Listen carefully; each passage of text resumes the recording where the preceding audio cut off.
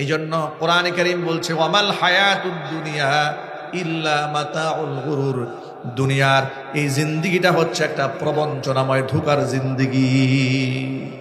দুনিয়া শুধু মানুষকে টানতে থাকে, আকর্ষণ করে, এমন ভাবে আকর্ষণ করে কোরআন বলেছি যুজ্জিনা লিন-নাসি হুব্বুশ শাহাওয়াতি মিনান নিসা ওয়াল বানিনা ওয়াল কানাতিরিল মুকানতারাতি মিনাজ যাহাবি ওয়াল ফিদ্দা ওয়াল খাইলিল মুসাওওয়ামাতি ওয়াল আনআমি ওয়াল হার যালিকা মাতাউল হায়াতিদ দুনিয়া ওয়াল্লাহু ইনদাহু হুসনুল মাআব। কয়েকটা জিনিস মানুষকে চুম্বকের মতো টানে। একটা হচ্ছে নারীর প্রতি আকর্ষণ, আছে না নাই মানুষের? আরো জোরে বলতে হবে যুবকেরা, আছে না নাই? নারীদের প্রতি আকর্ষণ চুম্বকের মতো টানে। ওয়াল বানিনা, সন্তানের আকর্ষণ চুম্বকের মতো টানে। ওয়াল কানাতিরিল মুকানতারাতি মিনাজ যাহাবি ওয়াল ফিদ্দা, রাশি রাশি স্বর্ণ রূপার আকর্ষণ মানুষকে জন্মের টানা টানে। বিশেষ করে স্বর্ণ রূপার প্রতি মহিলাদের যে আকর্ষণ, যে স্বামী একটু গহনা বেশি দেয়, এমন কি যদি পর পুরুষও একটু লোভ যদি কোনো নারীকে দেখায় দেয়, এমন বহু ঘটনা বাংলাদেশে ঘটেছে, গোটা দুনিয়াতে তার হাজার নজির আছে। নিজের স্বামী, নিজের সন্তান সব কিছু ফালাইয়া লোভে অন্যত্র চলে যায়, আছে না নাই? ওয়াল খাইলিল মুসাওওয়ামাতি ওয়াল আনআম, চিহ্নিত ঘোড়া এবং চতুষ্পায় জন্তু। এর মানে হচ্ছে এই যে গবাদি পশু যেগুলো আছে মানুষ লালন পালন করে, এগুলার প্রতি মানুষকে চুম্বকের মতো টানে। ওয়াল আনআমি ওয়াল হারফি, এবং ক্ষেত খামার জমি জামা, এগুলার প্রতি মানুষের বড়ই মারাত্মক আকর্ষণ। দেখবেন 1% জায়গার জন্য 20 বছর 30 বছর মামলা করেছে, যে টাকা খরচ করেছে এমন 10% জায়গা কিনতে পারত। ঠিক কিনা বলেন? রংপুরে এরকম হয় না মনে হয়? 1% জায়গার জন্য যে টাকা আদালতে খরচ করেছে, উকিলদের পেছনে ঢেলেছে, দৌড়াদৌড়ি করেছে, 10% কিনতে পারতো, কিন্তু ওই 1%-এর মহাব্বতে ও নিজে তো মরছে, ওর ছেলেও মরছে, ওর নাতিও মরবে। কথা বলেন ঠিক কিনা বলেন? আকর্ষণ চুম্বকের মতো টানে এগুলাকে মানুষ। কি আল্লাহ পাক বলেন, বান্দারে সব হচ্ছে ক্ষণস্থায়ী, আসল জায়গা তো আমার কাছে আছে। তোমার যে যৌবনের চাকচিক্য দেখে তুমি পাগল হয়েছো, যে নারীর সৌন্দর্য দেখে, ওই নারীর সৌন্দর্যতা স্থায়ী নয়, কিছুদিন পরে দেখবা চামড়া ঝুলে গেছে। কথা বল না কেন? 90 দশকের সিনেমার নায়িকা যারা ছিল জাতীয় ক্রাশ, 21 শতাব্দীতে এসে কোনো মানুষ তাদের চেহারার দিকে এখন ফিরেও তাকায় না। এটাই দুনিয়ার বাস্তবতা। আল্লাহ পাক রব্বুল আলামিন বলে দিয়েছেন, ওয়ালাল আখিরাতু খায়রু ওয়া আবকা, চিরস্থায়ী সুখ, চিরস্থায়ী শান্তি যদি পেতে চাও, পরকালের জন্য সামানা তৈরি করো। জোরে কোন সুবহানাল্লাহ। যৌবনের আকর্ষণ মানুষকে টানে। যৌবন চিরকাল থাকবে না, এটা একদিন শেষ হয়ে যাবে, কিন্তু এটা তো আমরা বুঝতে চাই না। নবী করিম সাল্লাল্লাহু আলাইহি ওয়াসাল্লাম উম্মতকে এই জন্য পরকালের প্রাধান্য বুঝিয়েছেন সব সময়।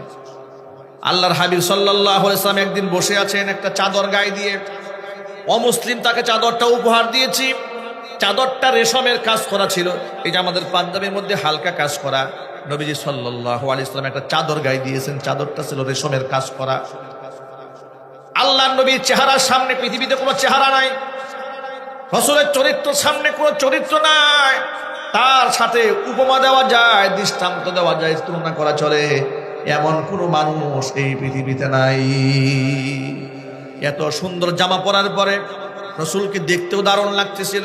সাহাবায়ে কেরাম হাত দিয়ে জামাটা স্পর্শ করছিলেন, বলতেছিলেন, ইয়া রাসূলুল্লাহ, চাদরটা কিন্তু দারুণ সুন্দর। নবী যখন বুঝতে পারলেন দুনিয়ার সাধারণ একটা চাদরের প্রতি সাহাবীদের মন ঝুঁকেছে, তখন রাসূল বললেন, লামানাদিলু সাদিন ফিল জান্নাতি খায়রুম মিন হাদা। আল্লাহ তাআলা সাদকে জান্নাতের মধ্যে যে চাদরখানা দেবেন, ওই চাদরখানা এর থেকে অনেক বেশি উত্তম। সুবহানাল্লাহ, অনেক বেশি উত্তম। হঠাৎ করে সাদ বিন মুআযের নামটা কেন বললেন? এই জন্য বলেছেন, সাদ বিন মুআয রাদিয়াল্লাহু তাআলা আনহু হচ্ছেন রাসূলের ওই সাহাবী, জিহাদের ময়দানে রক্তাক্ত হয়েছেন, ক্ষতবিক্ষত হয়েছেন, তীর এক পাশ থেকে ঢুকেছে, আরেক পাশ দিয়ে ছিদ্র হয়ে বের হয়ে গেছে। এমন অবস্থায় আল্লাহর কাছে সাদ বিন মুআয রাদিয়াল্লাহু তাআলা আনহু দরখাস্ত করলেন, রব্বুল আলামিন, আমি জানি না মক্কাতুল মুকাররমার মুশরিক কাফেরদের সাথে রাসূলের দুশমন যারা ছিল, রাসূলকে যারা এলাকা থেকে তাড়িয়ে দিয়েছে, রাসূলকে শারীরিকভাবে নির্যাতন করেছে, ওই সমস্ত কাফেরদের সাথে মুসলমানদের আজ অবধি কোনো লড়াই বাকি আছে নাকি এটা তো আমার জানা নাই।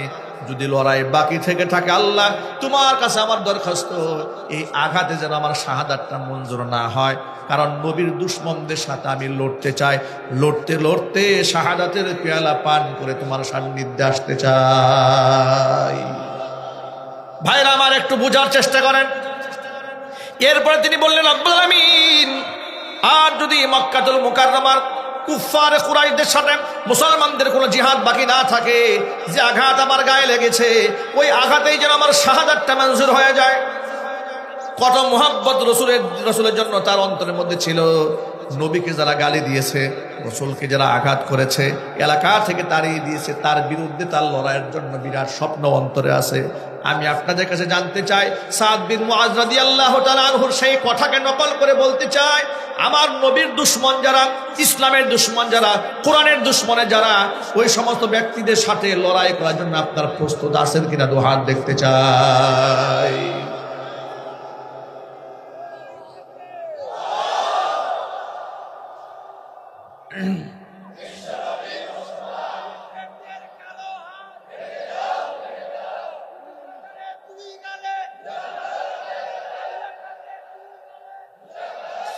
আমাদের মুসলিম উম্মার সবচেয়ে বড় ভুল কি জানেন? আমরা শত্রু এবং মিত্র চিনতে ভুল করি, কে শত্রু আর কে বন্ধু। যার ধরুন আমরা বন্ধুকে বানিয়েছে শত্রু, শত্রুকে বানিয়েছে বন্ধু। যার ধরুন পৃথিবীতে লাঞ্ছনা গঞ্জনা আমাদেরকে চেপে বসেছে, আমরা ইমানদারদেরকে বাদ দিয়ে, কোরআন সুন্নাহকে বাদ দিয়ে আমরা আপন করে নিয়েছি নরেন্দ্র মোদীর মতো কুখ্যাত সন্ত্রাসীকে। লাঞ্ছনা আমাদের পেয়ে বসেছে। মনে রাখতে হবে, মুহাম্মদ রাসূলুল্লাহ সাল্লাল্লাহু আলাইহি ওয়াসাল্লামের চেয়ে বেশি আপন এই পৃথিবীতে আমাদের জন্য কেউ নেই। ঠিক কিনা বলেন? বিপদের বন্ধু তো আসল বন্ধু। সুখের দিনে বন্ধুর কোনো শেষ থাকে না, কিন্তু দুঃখের দিনে আসল বন্ধু পাওয়া যায়। আপনাকে বিপদের সময় যে বন্ধু সাপোর্ট দেয় সেটাই আসল বন্ধু। সুখের সময় তো বন্ধুর কোনো অভাব নাই, ডানে বামে বন্ধু আপনি ধাক্কায়ও সরাতে পারবেন না। মুসিবতে পড়ে দেখেন কতজন লোককে আপনি বন্ধু পান। মুহাম্মদ রাসূলুল্লাহ সাল্লাল্লাহু আলাইহি ওয়াসাল্লাম আমাদের দুঃখের দিনের বন্ধু। কিয়ামতে যখন রাসূল পাক সাল্লাল্লাহু আলাইহি ওয়াসাল্লামের সামনে আমরা দাঁড়াবো, আল্লাহর সামনে আমরা দাঁড়াবো, হাসরের ময়দানের মুসিবতটা এত বড় মুসিবত। প্রথমত নবী করিম সাল্লাল্লাহু আলাইহি ওয়াসাল্লাম বলেছেন, মানুষের জন্য জীবনে যত বিপদ আপদ আসে, অ্যাক্সিডেন্ট হয়, মানুষের দ্বারা জুলুম নির্যাতনের শিকার হয়, মানে একটা মানুষের জীবদ্দশায় কত প্রকারের মুসিবত আছে, তার তো কোনো শেষ নাই। ঠিক না ভাই? আল্লাহ নবী বলেন,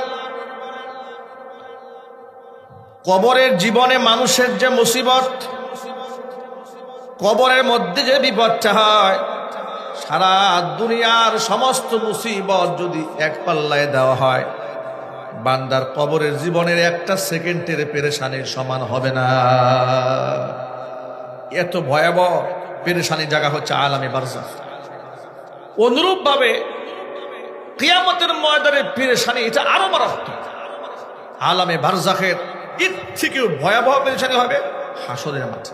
এত ভয়াবহ, আপনি আন্দাজ করেন কত ভয়াবহ হলে মা সন্তানকে চিনবে না। এই দুনিয়াতে সন্তান যত বড় বিপদে পড়ুক না কেন, মা সন্তানের পরিচয় ভুলে যায় না, বরং সন্তান নাফরমানি করলেও বাবা যদি সন্তানকে বাড়িতে ঢুকতে নাও দেয়, দেখবেন মা সন্তানের মোহাব্বতে খাবারটা আলাদা করে আড়াল করে রেখে দেয়।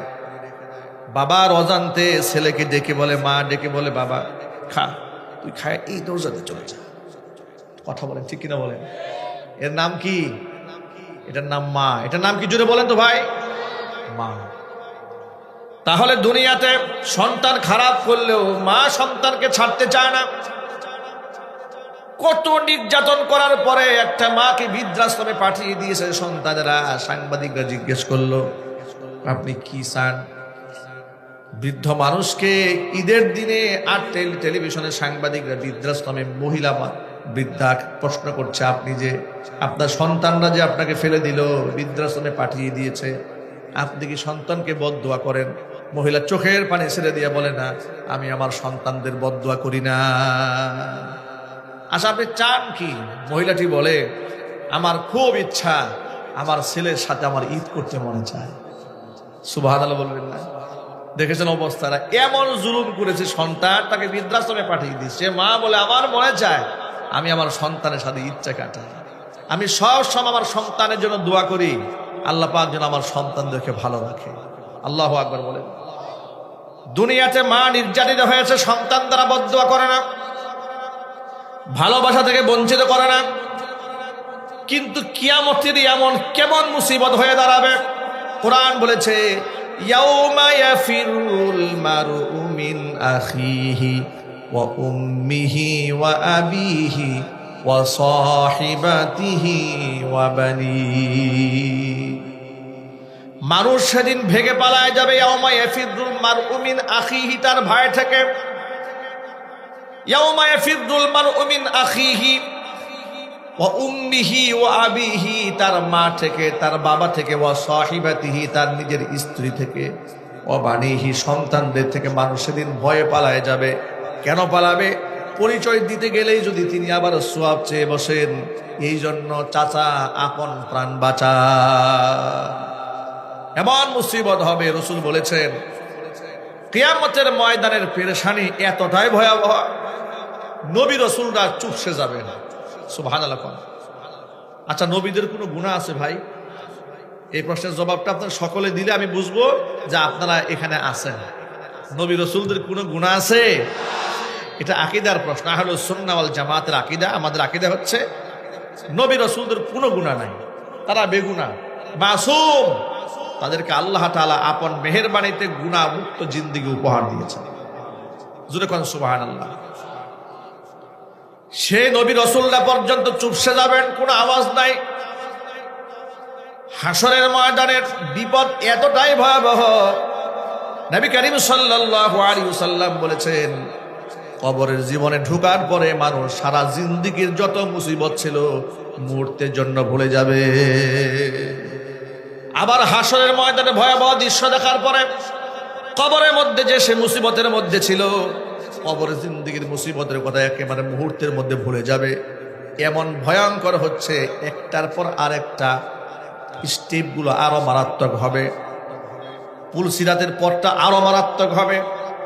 আমলনামা মিজানের পাল্লায় যখন উঠানো হবে, মানুষ এত পেরেশান হয়ে যাবে, চিন্তায় টেনশনে মানুষের চেহারা বিবর্ণ হয়ে যাবে। এমন ভয়াবহ মুসিবতের ওই দিনে মুহাম্মদ রাসূলুল্লাহ সাল্লাল্লাহু আলাইহি ওয়াসাল্লাম আমার আপনার এমন আপন হয়ে দাঁড়াবে। নবীজি সাল্লাল্লাহু আলাইহি ওয়াসাল্লাম বলেছেন, মুসিবতের সময় তোমরা, ও আমার উম্মতেরা, যখন তোমরা কোনো আশ্রয়ের জায়গা পাবে না, কোনো গার্জিয়ান খুঁজে পাবে না, ওই তিনটা মুসিবতের জায়গায় তোমাদের গার্জিয়ান হিসেবে আমি নবীজিকে পাবে।